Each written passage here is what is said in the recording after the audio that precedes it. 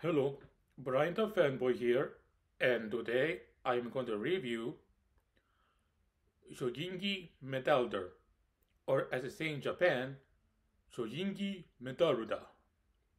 Now, this is the sixth Metal Hero series from 1987, and it consists of 39 episodes and a movie. Now, the first episode starts by introducing a man named, oh yes, Koke Hakase. He is he returned to Japan from the United States working for NASA, and one of the first things he did when he returned to Japan is that he was visiting the grave of his son Tatsuya, who died serving Japan during World War II. And Koke Hakase, he said that he found out who is behind a lot of the recent troubles. Now,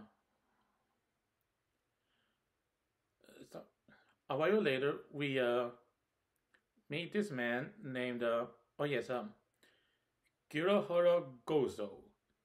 And, well, he runs this company called Kirahara Concern. And he has two assistants. And they are, well, anyway, after talking with them, they left the room and, oh yes, Gozo, he said, cover me in darkness. And, well, he changed into like a monstrous creature named Cotoneros. Now, when the transformation was happening, I was thinking forces of darkness empower me, take me back to my virtual reality. I'll explain why, later in the video. Now, also when Cotoneros first appeared, at least when I first saw him, I was like, Grimlord. And I'll explain why later in the video. Now, Cotoneros, he started this organization called Nero's Tikuku, which means Nero's Empire. And the Nero's Tikuku have 5 different armies. They are the Yore army, which is led by a warrior named Gurikin, the Seto Roboton Kundan, which means robot army, yes, which is led by a robot named Paruski. And see, oh yes, then we have the see, oh yes, Monster Kundan, which is led by see, oh yes, a monster named Kudurungu, and the Kikokundan, which is led by, oh yes, a mechanical warrior named, oh yes, Tokurunda. Oh, and Yorori Kundan, they have these foot soldiers called Ketoshi Koke, yes, Koke, which means Shadow Light Fighters. And what Cotoneros, he plans on taking over the world. Oh yes, and the 2 women who are his secretaries, well, they are oh yes, Pichin Hoshi, and their name, they go by the names K and S. No, I mean the letters K and S. I mean, sorry. Now, also, Cotoneros was the one who's been causing, the trouble that's been happening recently, in the series, at least before the events of the first episode. No, sometime later, no, if after that he started to attack this car that Koke Hakase was riding in. I forgot what happened to the driver, but eventually Koke Hakase he entered into this cave, and inside this cave was this kind of laboratory. And when I first saw the laboratory, it looked very familiar, and I'll explain why later in the video. Now, in the laboratory, there was this man who was lying down. He wasn't alive, but he wasn't dead either. You see, the man who was lying on this on the table was an android. And then Goku Hagase he activated the android, and then the android got up, being new to the world.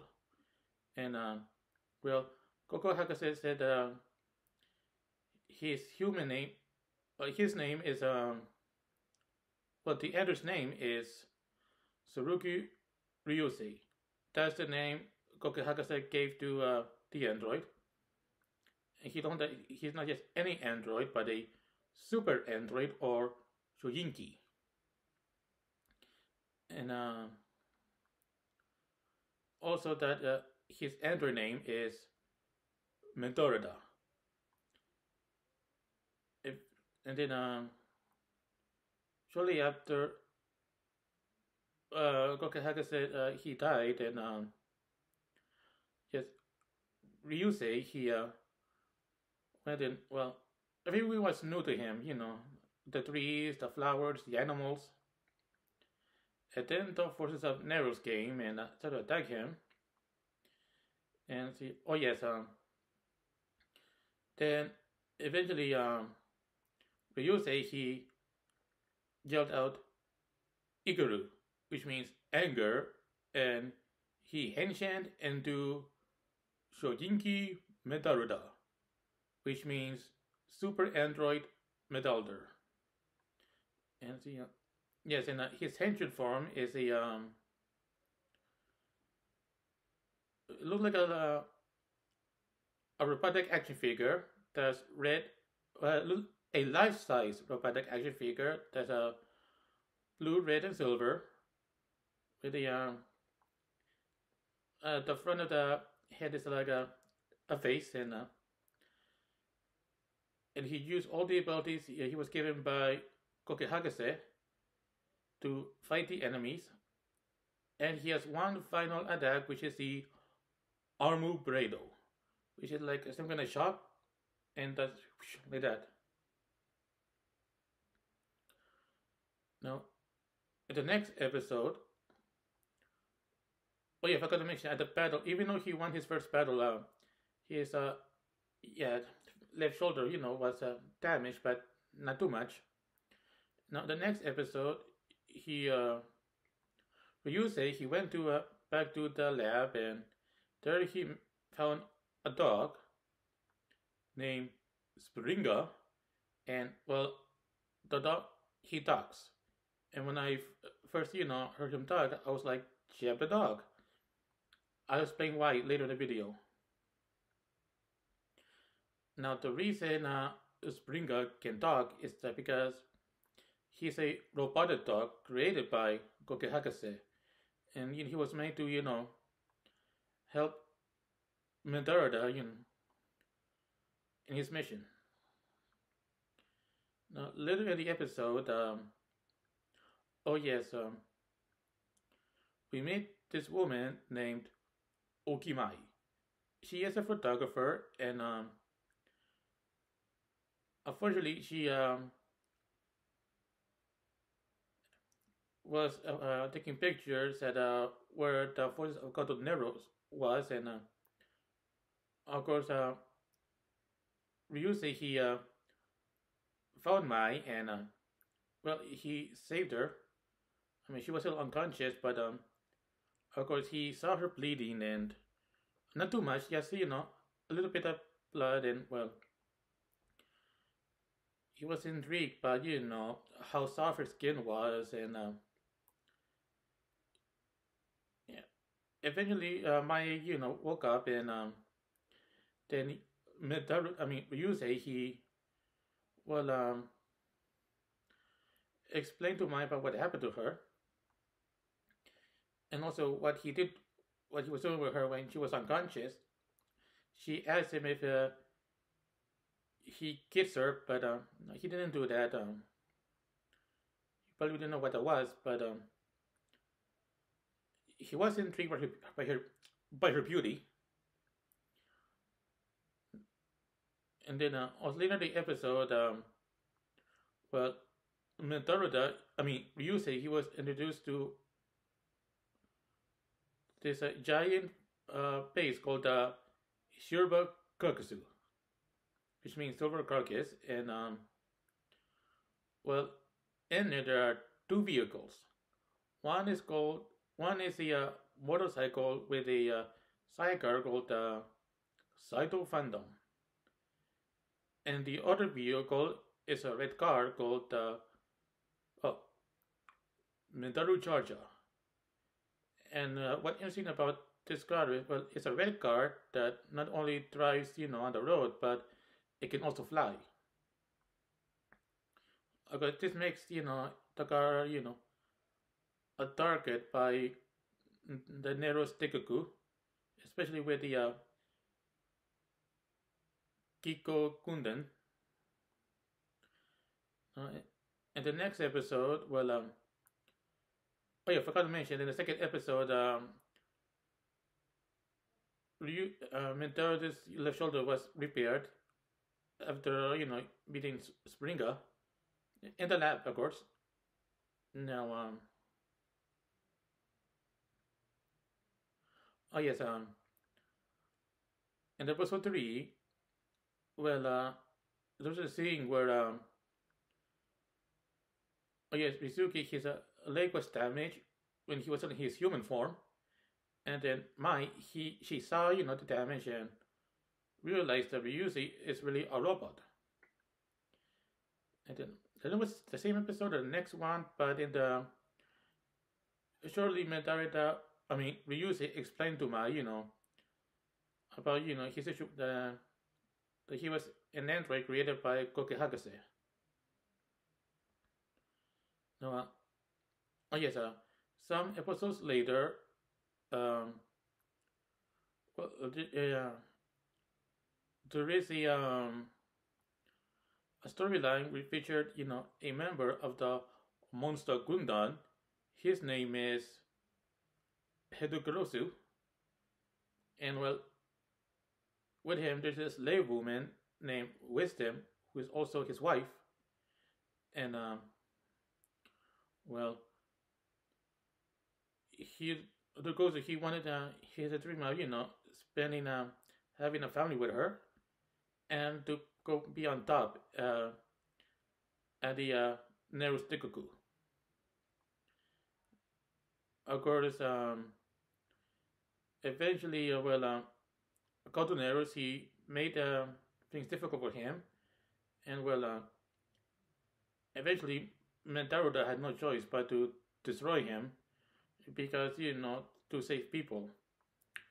And Wisdom, well, she decided to avenge him. And I don't know what's the next episode or a few episodes afterwards, but well, it turns out that Wisdom is also a monster, and she also has a monster form, and she won't do a destroy Metaruda, for destroying Hidrokurse. Of course, then the nearest Sticklegoose started to make things difficult for her, and then it's revealed that Wisdom was carrying Hidrokurse's child, and eventually, well, Metaruda helped out, and, well, Wisdom decided to not only leave Narustoku, but also to go somewhere to save where she can, raise her child safely. Now, there is an episode where we meet this warrior named Topuganda. He was part of the Robotu Gundan, and well, yeah, he was originally wanted to destroy Metaruda along with the rest of the Dekoku, but along the line, well, he decided to renounce Nerus and became an ally of Metaruda. Now, let's see. Oh yes, now after sometime a few episodes after the events with Wisdom, well, there is it's revealed that Wisdom Shuri gave birth to her son, and well, he was already full grown. According to her, monsters of Nerus Dekoku, they after being born, they grow become adults quickly after birth. And well, he's the child or adult. He's adult now. His name is Hedogorsi Jr. and he wanted revenge on Metaruda for destroying his father, and wanted to become a member of the Nerus Dekoku. Now, yeah, of course, in the episode, Hedogorsi Jr. he learned the truth about yes, Nerus, and he decided to he is more alive. Now, there's an episode where we meet this robot named Raspity. He's not very much a warrior. He just plays music. However, the music he plays causes Metaruda, well, his circuits, to go haywire. Of course, eventually, Metaruda found out the cause, and well, since Raspity didn't want to fight, he decided to hide somewhere. Some episodes after that, Raspity, well, he was helping out this little girl. Of course, Navruz was causing trouble and making things difficult. And eventually, Mentor took a situation, and Raspity he became well, an attraction, a performer at a local carnival. Yes, where he plays, his music for the people, visiting the carnival, or maybe it was a amusement park. But anyway, episodes after that, we meet this man named. Oh no! Before that happened, there is a movie as well. I forgot what happened, but it started with them going on vacation, but or relaxing, but then Narrows cause trouble. Anyway, after the movie, and episodes after, we meet this man named Kirahako. He is a motorcyclist, and he also wanted Mai to be his girlfriend, and eventually he met Ryusei, and seeing how close Ryusei and Mai are, well, he declared Ryusei as his rival, or to say in Japan, Raibaru. And of course, a few episodes later, see, oh yes, Hago he learned that Ryusei is also Metaruda and became, an ally. And now both he and Mai help out Ryusei. Now see. Episodes later,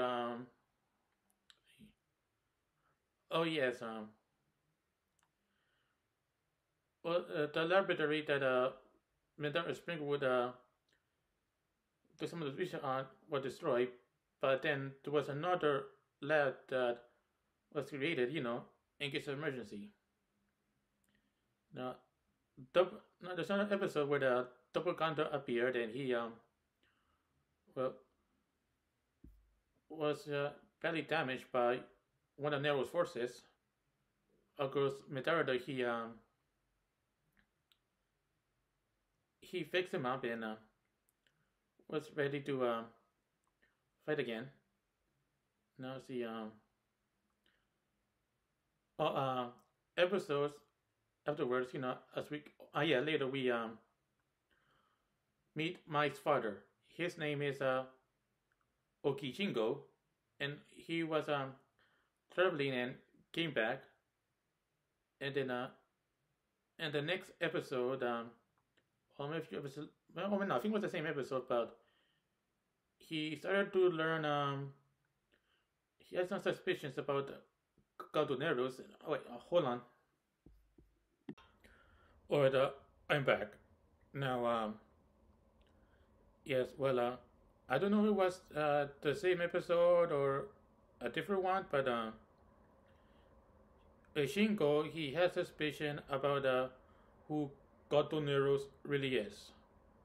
And so he went and did some investigating. Uh, Also, I don't know if the same episode or another one, but well, there was a battle between Metaruda and Chojinki, and then eventually Metaruda he cut open Chojinki's helmet and is revealed to be Gozo, and then Gozo left, and of course later at Goes to Banku, it was revealed that well, it wasn't the true identity of, well, it was a disguise that Goringi was using to hide any suspicions, about the true identity of Cartoneros. And then, now, eventually, Shinko, he was captured by the Nero's forces and was brought to the, oh yes, goes to Banku. And let's see, oh yes, and then well, Shinko, he did eventually find out who Golden Neros really is, but there are some things he didn't understand, and so Golden Neros, he told Shinko, at least I think it was Shinko, but well, Golden Neros said that well, it is revealed that Golden Neros was once a soldier who fought for Japan back during World War II. Of course, eventually he was arrested for experimenting on prisoners of war, and well, he was sentenced to death. However, it turns out that he bribed those who would execute him into escaping, and so he left and hid somewhere and had some plastic surgery and had some things done to him so he could stay, alive for as long as he did, because he would either been an old man or dead if not for that. However, he well, that was how Cotoneros came to be. And then well, Cotoneros, he used some kind of mind control on Shingo, and he became a warrior. And well, when Shingo and his warrior form was started causing trouble, Metaruda he started to fight him, but then during an attack, well, Metaruda he found out that it was Shingo in that armor, and then he decided to, well, he eventually he got Shinko to snap out of it, and well, there was another battle that Metaruda won. Now, see. Oh yes, I was getting closer to the end of the series. Well, a few of the leaders of the armies were being destroyed by Metaruda one by one. Like Torunga was destroyed, and so was oh Kodoringo, and that will leave Kurigin and Paruski. Now, Metaruda, he ended up goes to Banco to fight Cotuneros. I think no. Yeah, I think it was in well Cotuneros he got a hold of Metaruda for a while, but then eventually Metaruda escaped, and also there was a kind of I think it was a bomb that was planted in over there, and eventually the Kosu Banco was destroyed, and Metaruda he escaped in time. And so the only leaves Koringin and Peruski. Now, eventually to a battle, well, and a battle between Metaruda and see, oh yes, Peruski. Peruski was badly damaged, and well, he was aided by this female robot named Rodaru, and she was concerned for Peruski condition, and well, at the end came a final battle between Metaruda and Peruski, and well, during she was hurt during a battle as well, and but she used her last remaining energy to give Peruski the strength he needs, and then Metaruda he well defeated Peruski, and he well, he didn't have any much energy left, but before he was destroyed, he he told Metaruda to go and live in honor of his fellow robots, and then Peruski was destroyed, and that leaves Gurikin, and then Gurikin. See, oh no, wait, I forgot. Before that happened, when Peruski was, I think, damaged, well, or maybe it was Metaruda. I forgot who it was, but it was revealed that Chojinki was Cotoneros in disguise during that time. See, what happened was that Chojinki and Cotoneros they traded places. Oh yes, and when Chojinki as Cotoneros died in the coast of Banku, he took the Pidgin Hoshis with him. That and then we get the real final battle between Cotoneros and Metaruda, which was at this cave. Of course, Metaruda had some challenges, and then of course then during a battle,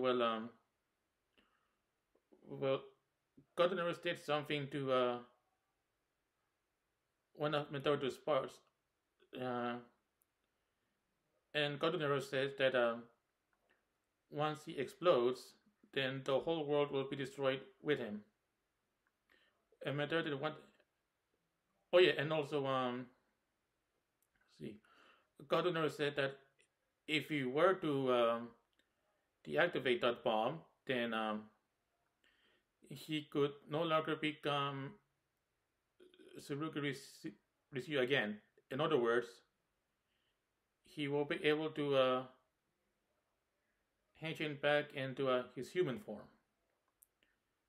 And well, then wanted to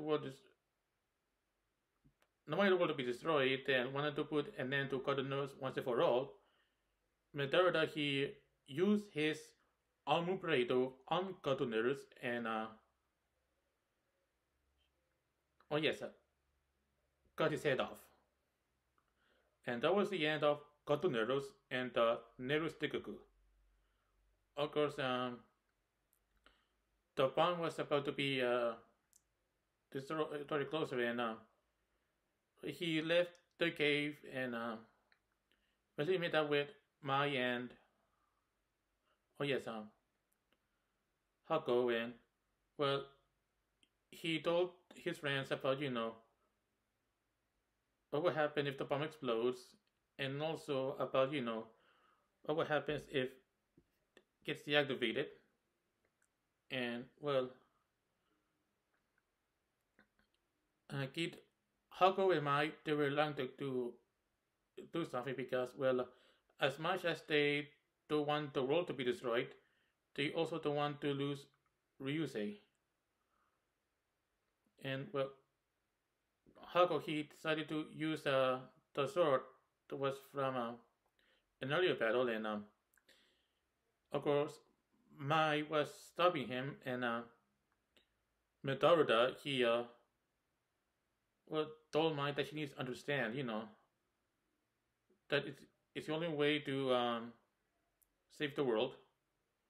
And well, Mai, as much as she didn't like what has to be done in order to do it, she decided to let Hako go through what he had to do and grab the sword and destroy the bomb. And then I don't remember there was an explosion, but eventually Metaruda's body disappeared, but then reappeared somewhere on top of a maybe it was another cliff, maybe a mountain or something, a gorge. But anyway, he was yelling towards his friends and thanking them for all the help they gave him, and that he would never forget his friendship with them. And so Metaruda and Springer they leave, and that was the end of Choujinki Metalder. Now, what do I think about this series? Well, yeah, there was some good fights, and an interesting thing about Metaruda is that this was the series that one of the series that was adapted into Saban's VR Troopers. This is why early in the review I was talking about Forces of Darkness Empower Me, and with Jeb and Family of the Lab and Grimlord. Yeah, so VR Troopers took more from Metaruda than just stock footage. And as for if somebody forgets to watch Metaruda, well, I can't recall anything in the series that they shouldn't watch. Of course, the fight scenes are a bit more intense than the way you would see in a American action series for kids. But if you are a parent and you would like to see the series for yourself before decide whether to let your children watch it or not, then that's fine. It's up to you. So I feel that's all I can say about Choujinki Metalder and this video. And also, please subscribe to my channel because it will help me a lot. And also please share this video on social media like Facebook, Twitter, or whatever. So that's it, and I'll see you next time. Bye.